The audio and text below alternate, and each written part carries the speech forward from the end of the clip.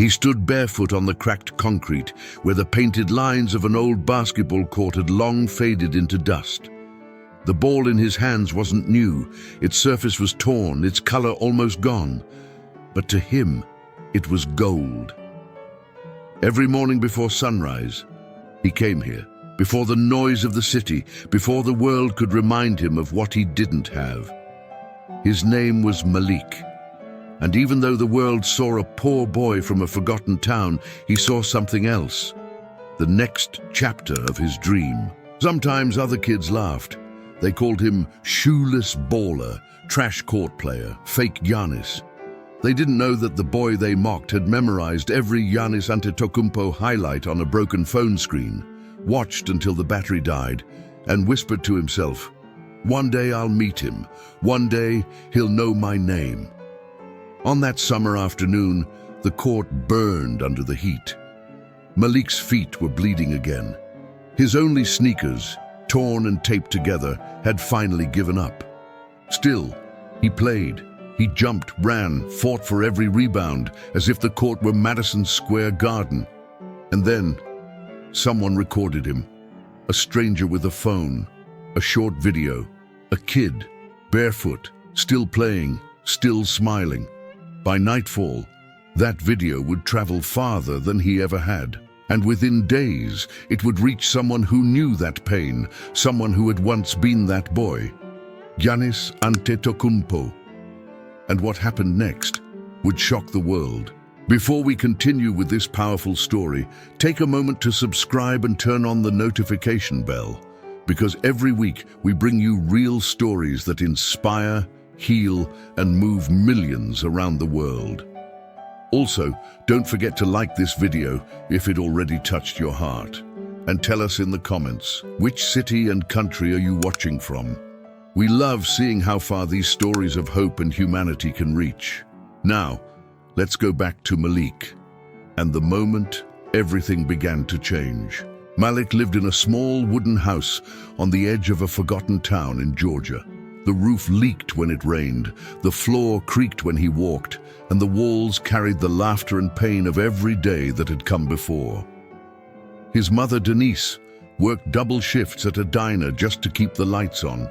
She always said, "We don't have much, baby, but what we have, we share."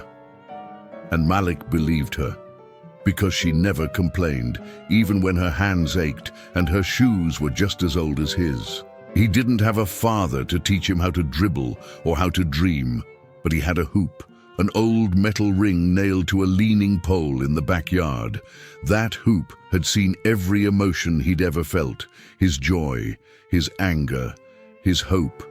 And every time the ball hit the rim, he whispered to himself, "One more shot, one more chance." School wasn't easy. Other kids wore clean sneakers and laughed when they saw his, sometimes with holes so big his toes peeked through. Some days, he stayed quiet. Other days, he'd smile and say, "Shoes don't score points, heart does." He loved basketball because it made him forget the noise of the world, forget the hunger in his stomach, forget the emptiness beside his mother at the dinner table. On the court, he felt equal. There, everyone spoke the same language, effort. At night, when his mum finally got home, she would find him asleep with the basketball still in his hands. She'd gently pull it away, cover him with a blanket and whisper, "Keep dreaming, baby. Just don't let this world make you stop." Sometimes, Malik would wake in the middle of the night and look at the small poster above his bed. Giannis Antetokounmpo in his Milwaukee Bucks jersey, holding the championship trophy. He'd stare at that picture and think, he came from nothing, just like me. In the mornings, he'd head out early before school to train on the cracked court behind the church. He'd run drills barefoot when his sneakers couldn't handle another day. The ground was rough, the asphalt cut his feet, but he didn't care. He wasn't chasing fame. He was chasing proof that it was possible. A local coach named Mr. Harris noticed him one afternoon. He saw the boy diving for rebounds, playing defense like his life depended on it. After practice, he called Malik over and said, "You remind me of someone I once saw on TV, a kid from Greece. Poor, skinny, hungry, but with a heart that wouldn't quit. Malik smiled shyly. "Giannis," he said softly. "Yeah," the coach replied, smiling. "Giannis, that's the name." From that day on, people at the playground started calling Malik Little Greek Freak. He didn't mind. He wore that nickname like armor. But even with all the effort, life didn't get easier. Some nights, he'd come home to find the power cut off again. Other nights, his mother would pretend she'd already eaten so he could finish the last piece of bread. And every time that happened, Malik would make himself a promise. "I'm gonna make her proud. One day, I'll give her everything she gave me." He didn't know how or when, but something deep inside told him that the same pain that made life heavy was also the fuel that would one day lift him up. The older Malik grew, the heavier the world seemed to get. Bills piled up on the kitchen table. The fridge often held more hope than food, and every month his mother promised, "Next one will be better," even when she didn't believe it herself. Basketball became more than a dream. It became therapy. It was the only thing that made sense when life didn't. When his stomach ached from hunger, he played. When classmates mocked his clothes, he played. When teachers whispered that kids like him rarely make it, he played harder. The court became his confessional, the one place where pain turned into rhythm. He learned to move with purpose. He didn't have expensive trainers, so he trained himself.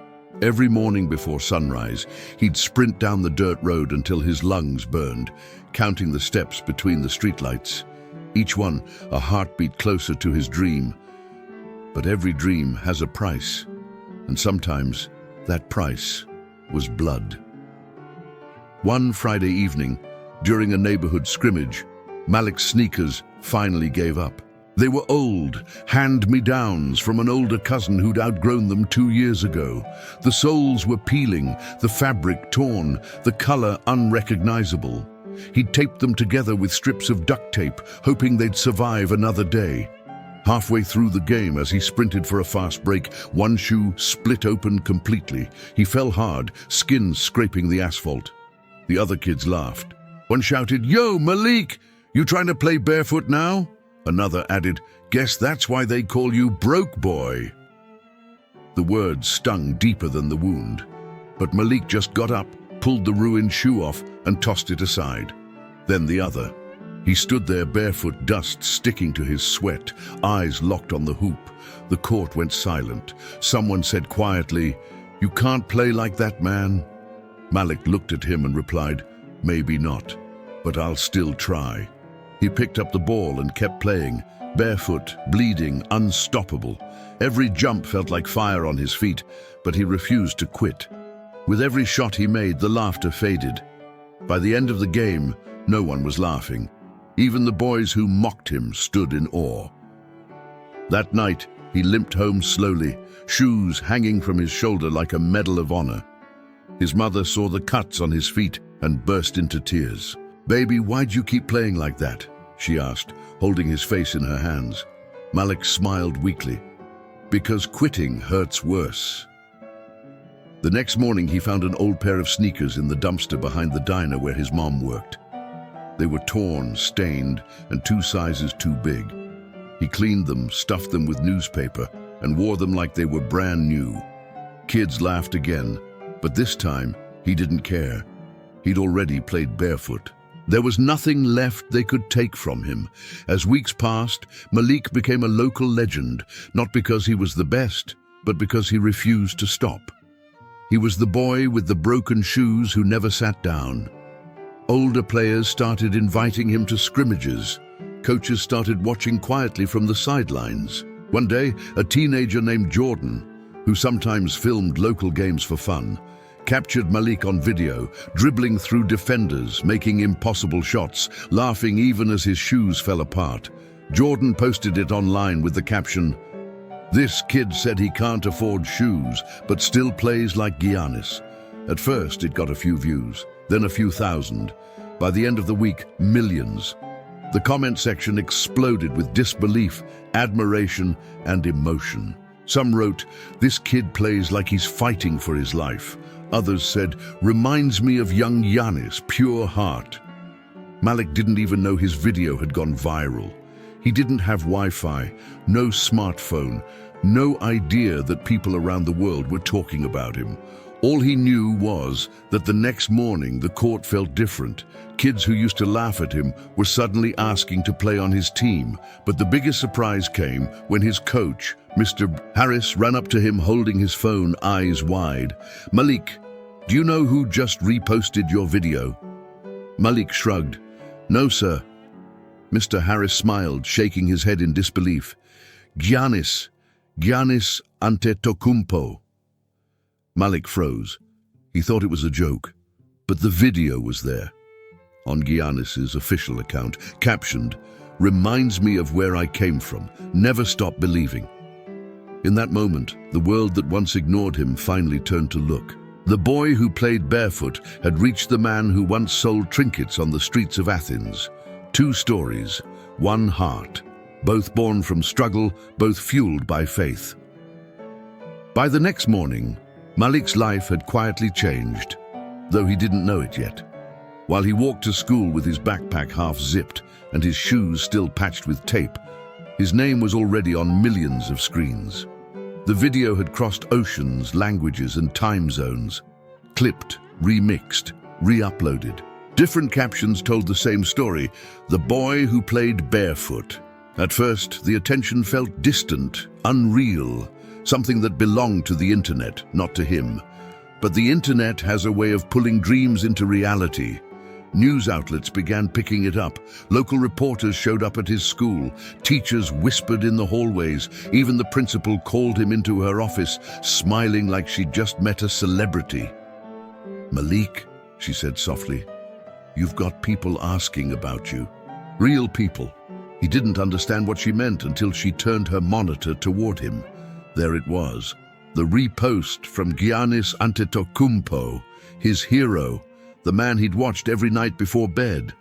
The caption still glowed on the screen. "Reminds me of where I came from. Never stop believing." Malik's heart stopped.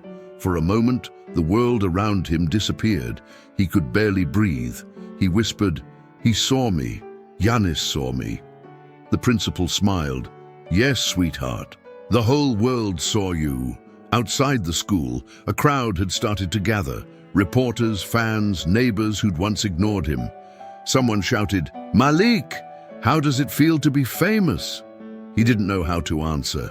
He wasn't famous. He was just Malik, the kid who played ball to forget. But fame doesn't ask if you're ready. By the end of the day, strangers were knocking on their door. Microphones, cameras, flashing lights. His mother tried to stay calm, smiling politely, though her hands trembled as she spoke. "We appreciate it, but my boy's just a kid," she said. One reporter smiled back, "Ma'am, your boy inspired millions." That night, Malik sat at the kitchen table in silence. The glow of his mother's old phone screen lit his face as he scrolled through comments. Some called him brave, others called him a miracle. But buried between the love and praise were words that stung. "It's fake. Oh, he's just doing it for attention. Bet he's already getting free shoes from sponsors." Malik locked the phone and stared at his reflection in the dark window. He whispered, "I didn't do this for attention. I just didn't have shoes." His mother sat beside him, resting a hand on his shoulder. "People talk, baby," she said gently. "They don't always understand pain unless it's their own." He nodded, eyes full of tears. "I just wanted to play." The next day, as he walked to the court, cars slowed down beside him. People waved, some offered money, but he didn't want that. He didn't want pity. He wanted purpose. When he reached the court, the same cracked ground that once held his struggle now felt sacred. A little girl ran up to him and said, "You're the boy from the video. My brother said you're famous." Malik smiled awkwardly. "I'm not famous," he said. "I'm just trying to get better." The next week was chaos. He was invited to appear on local television, then on a national morning show. Sponsors reached out with offers, gear, scholarships, brand deals. It was overwhelming, surreal, and frightening. Then came the message that changed everything. Late one night, his mother's phone buzzed with a notification. It wasn't from a reporter or a company. It was a direct message from Giannis's verified account. A simple line that read, "Tell Malik I'd like to meet him." Denise froze, reading it 3 times to make sure it was real. Then she called her son. He came running, half asleep, hair messy, eyes wide. "What's wrong, Mom?" She turned the phone toward him. He read the message, then again, then once more, as if the words might disappear. When he finally spoke, his voice cracked. "He wants to meet me." She smiled through tears. "Yes, baby, he does." For the first time in a long time, Malik didn't know what to say. He sat down slowly, holding the phone like it was made of glass. His heart pounded. He thought about all the nights he'd watched Giannis highlights on that same phone, the same cracked screen that had once shown him hope. Now it was showing him destiny. Outside, thunder rolled in the distance. Rain began to fall softly on the roof. It was the same sound that had once put him to sleep during the hardest nights, the same sound that whispered that even storms can sound like music when you believe they'll pass. That night, Malik didn't sleep. He just lay there, staring at the ceiling, whispering to himself, "He saw me. He really saw me."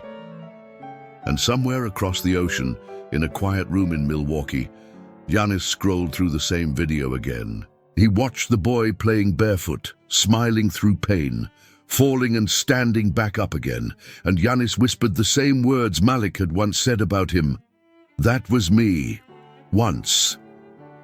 Giannis Antetokounmpo sat in his hotel room, the soft glow of his phone screen lighting the darkness. It was 2 a.m. and his game had ended hours ago, but sleep wouldn't come. He kept watching the same clip, the barefoot boy on the cracked court. Each replay hit deeper than the last. He saw himself in that child, the same hunger, the same spark in the eyes, the same refusal to give up when the world said you had nothing left. In the background of the video, someone's voice shouted, "Why do you keep playing with no shoes, man?" And the boy, still smiling, had answered, "Because the court doesn't care what's on my feet." Giannis paused the video right there. He replayed that single line over and over again. "Because the court doesn't care." He whispered it to himself like a prayer. "The court doesn't care. I know that feeling." Memories flooded back, selling sunglasses with his brothers on the streets of Athens, running through cold mornings with empty stomachs, wearing shoes so tight he could feel every pebble through the sole, dreaming of the NBA even when no one believed a poor Nigerian kid in Greece could make it. He remembered the shame of being turned away from youth teams because his family couldn't afford the registration fee. He remembered playing in borrowed shoes, one size too small, and promising himself that one day he'd play for something bigger than survival. And now, sitting there in silence, Giannis realized he wasn't just watching a boy. He was watching a reflection, a mirror from another time. He closed his eyes, leaned back in the chair and whispered, "Maybe this is my chance to give back what the world once gave me." The next morning, his manager, Alex, found him already awake, phone in hand, eyes heavy but determined. "Giannis, you didn't sleep." Giannis shook his head. "Couldn't. That kid. I need to meet him." Alex frowned, surprised. "You mean the boy from the video?" "Yes," Giannis said firmly. "I saw myself in him. Same fight, same heart." Alex hesitated. "We can send him shoes, maybe sign a ball." Giannis interrupted. "No, I don't want to send something. I want to go." "Go? To Georgia?" "Yes, quietly. No cameras, no media, just me." Alex blinked, trying to process it. "You're serious?" Giannis smiled faintly. "Completely." He stood up, walked to the window, and looked out at the Milwaukee skyline. He'd built a life of luxury now. Cars, trophies, headlines, but none of it mattered in that moment. All he could see in his mind was that barefoot boy, still smiling, still trying. Later that day, Giannis called his mother, Veronica. When she answered, her voice was warm as ever. "Giannis, my son, you're supposed to be resting." He laughed softly. "I can't, Mama, I saw something." "What did you see?" "A boy in America, poor, barefoot, playing basketball with a smile." There was a long pause on the line before she answered. "Like you used to." Giannis nodded even though she couldn't see him. "Exactly like me," he said quietly, "and I can't stop thinking about him." His mother's voice softened. "Then don't just think, my son. Act. When God puts someone on your heart, it's for a reason." Those words settled deep inside him. By the next morning, Giannis had made his decision. No PR teams, no sponsorships, no cameras, just a quiet trip to Georgia to find a boy whose story had reminded him of everything he once was. He packed a single duffel bag, one pair of signed shoes, a few jerseys, and something more important, a handwritten note that read, "For the kid who reminded me why I started." When his private jet landed in Atlanta 2 days later, the trip was supposed to be discreet, but word travels fast when kindness moves quietly. Within hours, whispers spread through the local basketball community. "Giannis is here. The Greek freak came to find that boy." Meanwhile, Malik had no idea.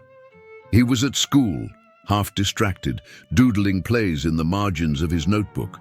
His teacher tapped his desk gently.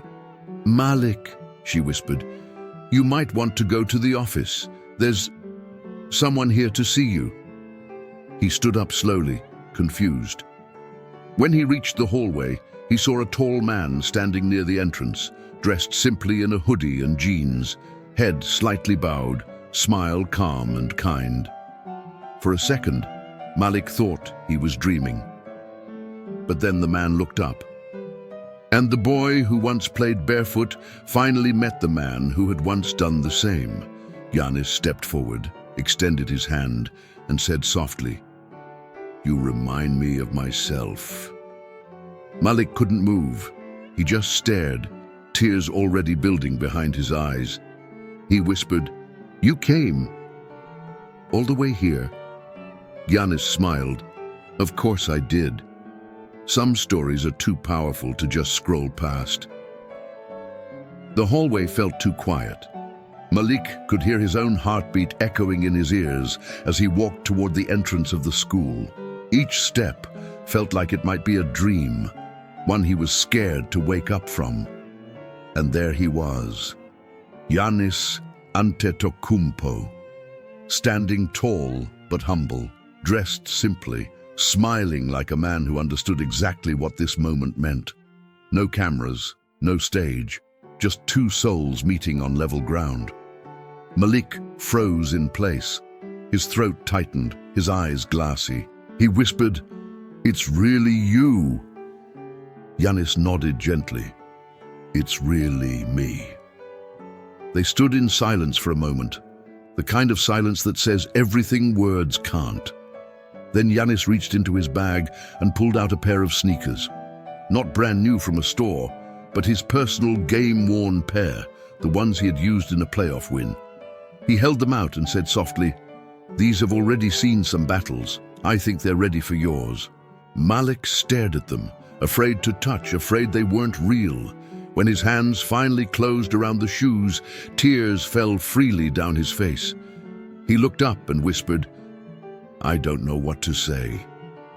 Giannis smiled. "You don't have to say anything. Just promise me you'll keep going. That's all."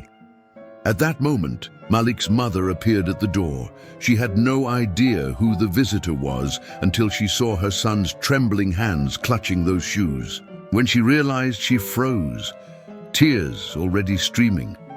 Giannis turned, smiled warmly, and walked toward her. "Mom," he said respectfully, "you raised a fighter." She laughed softly through her tears. He gets it from me. They talked for a while in the small gym office. Giannis didn't want interviews, didn't want attention. He asked about Malik's grades, his training, his goals. He listened, truly listened, the way only someone who's lived struggle can. When Malik told him about his dream of playing college ball, Giannis nodded. I didn't have a scholarship either, he said. But I had people who believed in me. Let me be one of those people for you. He reached into his bag again and handed over an envelope. Inside was a letter from a foundation offering Malik a full scholarship to a basketball academy in Atlanta. The boy froze. His eyes flicked from the paper to Giannis's face. This is real? Giannis smiled. It's as real as the work you've already done. Malik hugged him. Not the kind of hug fans give to idols, but one between two people who recognize the same pain, the same fire. The boy who once played barefoot held onto the man who once sold sunglasses on the streets, both of them silently thanking the struggle that had shaped them. Before leaving, Giannis asked if he could see the court. They walked out together, past the classrooms and through the back doors until the cracked pavement stretched out before them. Giannis stopped and looked around. The leaning hoop, the faded paint, the dirt where grass pushed through. He whispered, "This looks like where I started." Malik nodded. "I told myself if I could make shots here, I could make them anywhere." Giannis smiled wide. "That's the truth right there." He placed a hand on Malik's shoulder. "Don't ever wait for perfect conditions to start. Greatness grows in broken places." They played a little. Just two players, laughing, shooting, missing, sweating. No cameras, no crowd. Only the sound of the ball bouncing and two stories blending into one. When it was time to leave, Giannis handed Malik a small note folded into the tongue of the shoes. He didn't say what it was, just smiled and said, "Read this when you're alone." He waved goodbye to the mother, hugged Malik once more, and walked back to the car, waiting at the curb. No press, no drama, only gratitude in every step. When the car drove away, Malik sat on the edge of the court, staring at the shoes. He untied one and found the folded paper. Inside, in Giannis's handwriting, were 7 simple words. "Don't chase fame. Chase the reason you started." Malik read it again and again until the words blurred from his tears. He looked down at his feet, then up at the hoop and whispered, "I'll make you proud." That night, for the first time in years, Malik's mother slept peacefully. No worries about bills, no fear of tomorrow. Just the sound of her son softly dribbling the ball in the next room, the rhythm steady, confident, alive. And across the country, Giannis smiled when his phone buzzed again. A short message from Malik. "Thank you for finding me." He replied instantly, "No, thank you for reminding me." Weeks turned into months, and Malik's world began to shift. Not overnight, but piece by piece, like the slow sunrise after years of darkness. The basketball academy in Atlanta wasn't just a school. It was a chance at rebirth.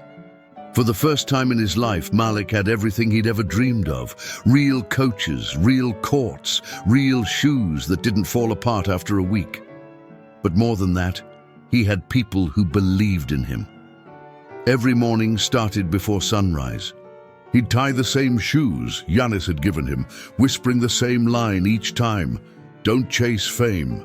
Chase the reason you started." Those words became his prayer. They lived in his mind during drills, echoed in his breath during sprints, and guided his hands during every shot. At first, the other players didn't know his story. To them, he was just another kid with raw talent. But soon, the whispers spread. "That's the barefoot kid from the video." Some admired him, some doubted him. But Malik had learned something far greater than attention. He'd learned focus. He didn't play to prove them wrong anymore. He played to honor where he came from. Coach Daniels, a former college player with a tough love attitude, saw something different in him. "Kid," he said one afternoon after practice, "you've got something most don't." Malik looked up, sweat dripping. "What's that, coach?" "Gratitude," the coach said simply. "That's what makes you dangerous." Every week, Giannis checked in through video calls. Sometimes they talked about basketball, but most times they talked about life.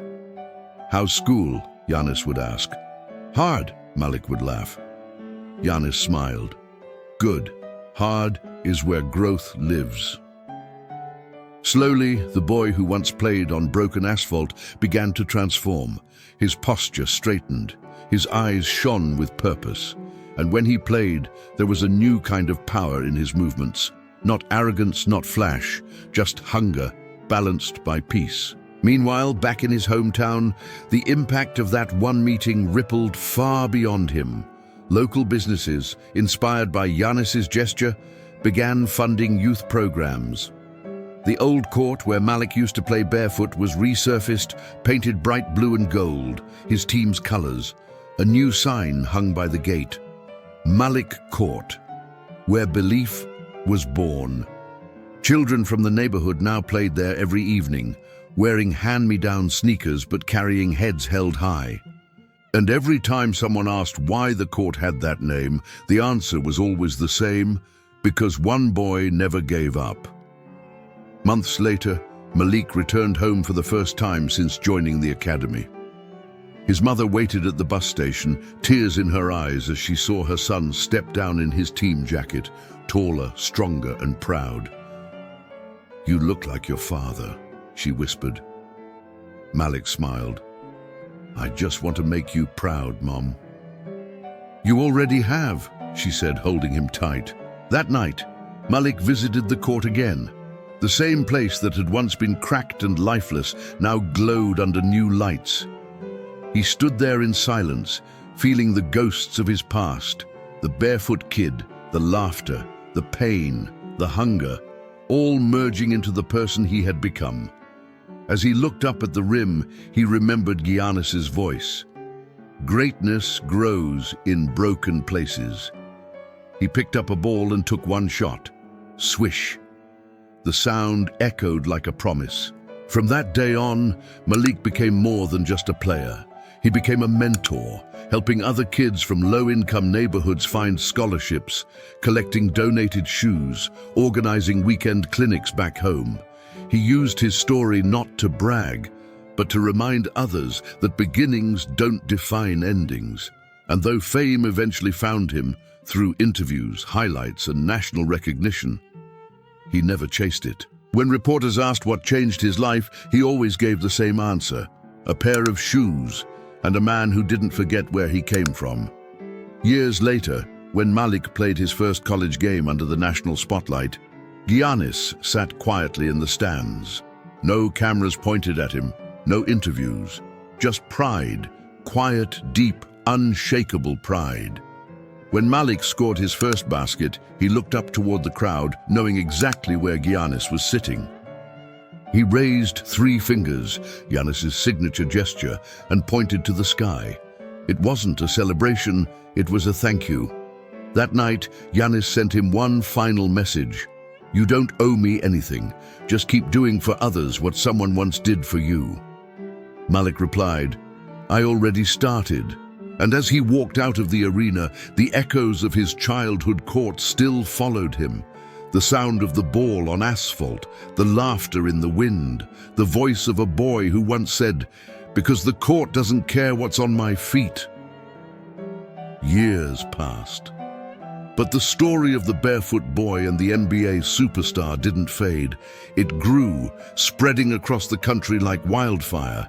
It started with one small article in a local Georgia newspaper titled, "From Broken Courts to Boundless Dreams, the boy who inspired Giannis Antetokounmpo." Then came the national networks, sports magazines and talk shows. Soon everyone wanted to know who Malik Taylor was, the kid who reminded a global superstar what humanity truly meant. But Malik didn't seek fame. He stayed grounded, always repeating Giannis's words: "Don't chase fame. Chase the reason you started." He used every interview, every spotlight to talk about hunger, hope, and second chances. He spoke not as a celebrity, but as a witness, a living testimony that kindness can rewrite destiny. The foundation Giannis created years earlier, Eat, Learn, Play, saw a new wave of support after the story went viral again. Donations poured in. More schools joined the program. More children found meals, mentors, and a reason to believe. But something even more powerful happened. Malik, now a college athlete and part-time mentor, founded his own project under the same philosophy. He called it Feet on the Court. Its mission was simple: to provide basketball shoes and emotional mentorship to every kid who believed their dreams were too far away. His first campaign started small, just 30 pairs of sneakers in his old neighborhood. Within a year, it had grown to thousands across multiple states. And every pair came with a note tucked inside, handwritten by Malik himself, saying, "The court doesn't care what's on your feet, it only cares what's in your heart." Those words became a symbol, printed on shirts, murals, even tattooed on players who had once walked barefoot just like him. It wasn't about pity, it was about power, the quiet kind that comes from empathy and persistence. Meanwhile, Giannis continued to follow Malik's journey from afar. He never took credit. He didn't need to. He saw the headlines, the impact, the ripple effect, and he smiled knowing that the seed he once planted had grown into a forest of change. One evening during the NBA's annual Community Awards ceremony, the commissioner announced a surprise segment. The Ripple Effect Award, honoring athletes who create change beyond the game. Giannis expected nothing. He applauded politely, but when the host said the next words, his eyes widened. "Tonight, we honor Giannis Antetokounmpo and Malik Taylor, two souls connected by one act of kindness." The crowd erupted into applause. Malik walked out first, taller now, confident, wearing a suit, but with the same humble fire in his eyes. Giannis stood to greet him. They embraced, surrounded by the sound of standing ovations. But in that moment, it wasn't about awards or cameras. It was about legacy.